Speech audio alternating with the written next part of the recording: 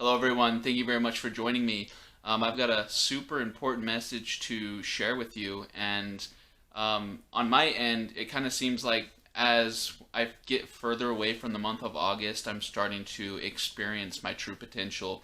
So there's been a lot going on here. There's been a lot of movement, and I think I briefly touched on it before, but the way that I communicate with the guides and the way that I experience the Akashic Records has changed. So I'm no longer accessing the records at a specific point in time with the purpose of gaining insight or wisdom.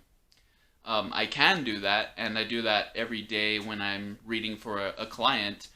However, when you move along and you reach a certain point, you no longer have to create those moments where you're looking to get info. You're just kind of okay with the natural process of the information coming to you when it's needed and when it's important for you to hear. So that comfort in the now, that clarity, and that refreshed perspective is something that you can maintain very easily as you go along your day. So I went from the beginning stages of reading the Akashic Records, not really experiencing much, just getting random blips of information here and there and just going with that. I went to a phase where I could get messages, direct messages that were detailed and clear, but only if I was in the shower.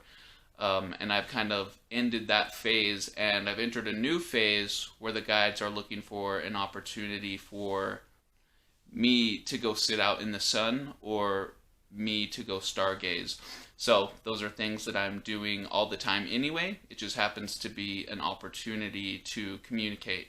And, it's not something that I show up with the intention of achieving, but it is expected because I know on my end that I'm in a proper energy to receive.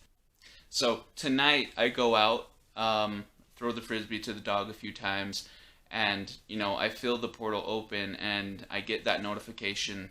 And when you work in the Akashic Records, you got to understand that there are guardians and keepers or lords of that space. It's a sacred space that is only accessible through pure intent, and those are the people or the beings who uphold that. So sometimes when you go into the Akash, you'll talk to an ancestor or a parallel self or a relative, or an ascended master, or you may speak with one of the keepers of that space, and they are often very knowledgeable about your circumstance because, well, first of all, they are you in a quantum state. They are involved with your experience, and they are working in tandem with your guides, who are you as well, in co-creating this experience and are working towards bringing forward the things in this experience that you signed up for. So there's specific reasons you find yourself in this now moment. You just happen to be on a planet that is regaining consciousness during a time of shift. That's no accident because that is a situation in the universe that has the most potential to explore the creative process, to experience higher consciousness and all the nice little sensory things that we have been given the tools to use. So these masters wanted to give us a little bit of a peek behind the scenes and relay to us what their job is and how they are helping us fulfill our purpose here and anticipating us reaching a point where we can collaborate with them directly.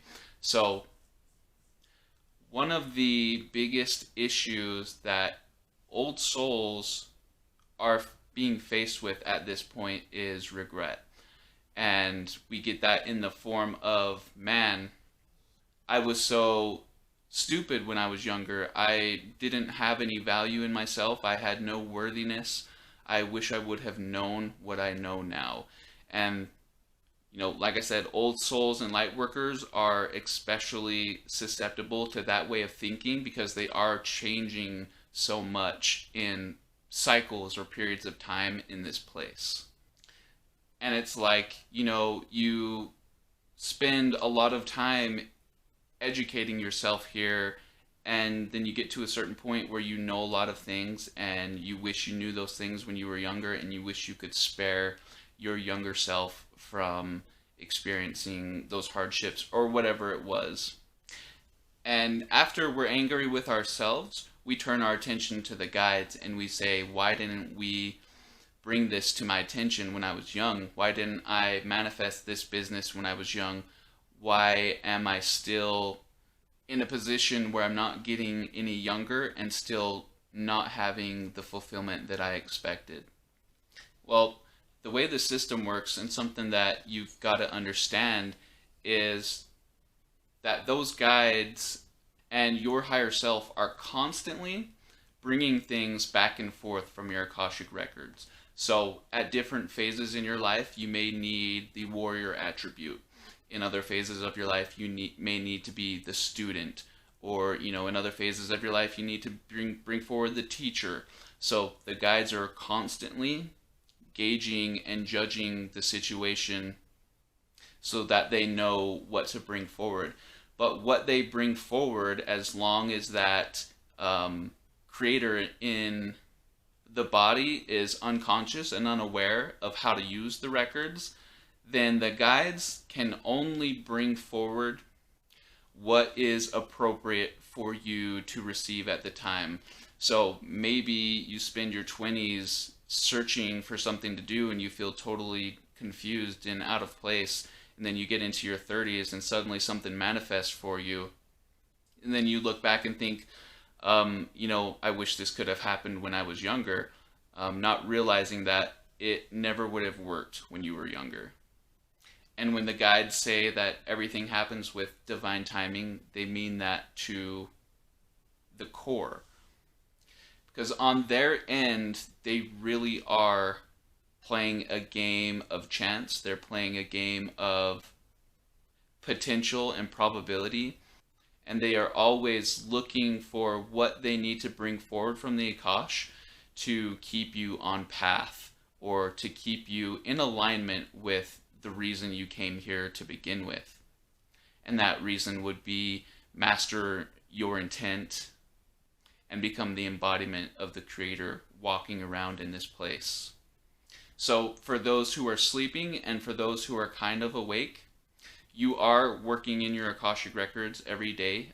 You just don't know it. And the guides are always shuffling data and information back and forth from those records. The trick is to give conscious intent. So you have to have pure intent to be able to work in the Akashic records. And if you show up with your whole heart on your sleeve, asking the guides for help, asking them to do something for you, to bring something forward, change something, anything, if it's not in alignment with your highest timeline, if it is not in alignment with the reason that your soul chose this place to be, then it is not pure intent and it won't be honored. So you have to be okay with not knowing unless you're willing to go into the records and specifically get certain things. And the guides are going to support you, and the guides are going to work with you until you get to the point where you can step into that space as a conscious creator, as a master, and pick and choose specific energies that you want to be a part of your experience. So with everything going on around you, with all of this resistance and anxiety and frustration and, are we there yet? Are we there yet? Or why this and not that?